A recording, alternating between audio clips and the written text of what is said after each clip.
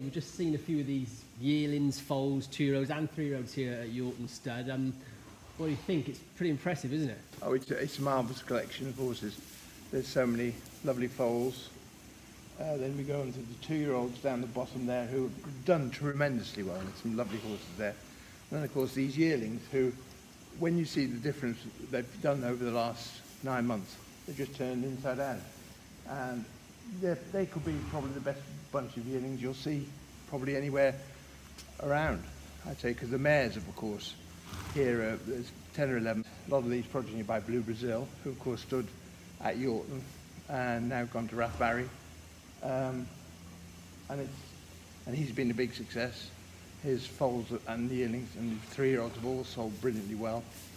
And as there's a whole load of Blue Brazils here, there's quite a lot of lovely stock. And Pedders Moon is also a stallion who hopefully has got a real bright future. He had his first winner over in France a couple of weeks ago.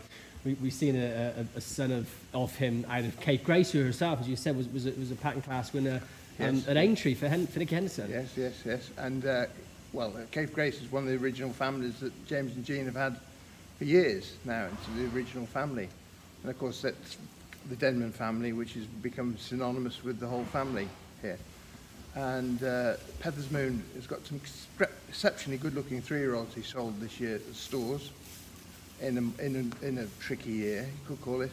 And they've started well in France, and as you say, they're doing tremendously well. And he has got some extremely good ones around, and the trainers are very pro them, I gather. And I think you'll find that James and Jean have sent some of the good mares to Pedders Moon, so he's going to get every chance in the world to launch his career. I mean, it might sound a sort of unusual sort of question, but how do you breed the best racehorse? What is it you look for when you're sort of trying to make these stallions and mares? Well, conformation obviously matters. Good-looking stallions matter. There's no doubt about it. They pass it on in their bloodlines. Quite a lot of luck, as you well know, in breeding. But it's amazing how stallions suddenly come from nowhere, and you suddenly find these horses appearing. Sometimes somebody very rarely heard of, and it's amazing what happens. And as long as you've got the good mares, you must have good mares behind you. That's the most important thing.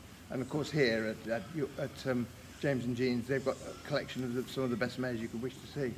And I suppose from your point of view, from an agent side, the fact that you can get to see these horses here as foals and then yearlings, and you can literally watch them grow up, watch them develop. Yeah, and which must make your job quite easy when you're looking for that perfect. Yes, yeah, you know, I try and come over to every sort of 2 or 3 months just to have a look around and see everything, and then James and Dean sell some of them each year, because obviously you can't keep collecting them, because otherwise you'll get overrun. So they've sold some nice horses already in the last 2 or 3 years, and hopefully, well, they'll get even better, I would think. Anything in particular catch your eye so far among this bunch of 50-odd youngsters? Well, yes, there is one in particular, is Blue Brazil Hora, who is exceptionally nice yearling here. Hora we think is going to be a top brood mare. She's got a See the Moon filly foal, which is down the bottom there, and she's back in foal to See the Moon. And of course she's bred this nice horse that Robert Wellicone and Richard Covington have got in with David Cotin in France, winning Auteuil. And she bred Thomas Campbell, and she could be anything. She could be a really top brood mare. And I think this Blue Brazil colt is outstanding.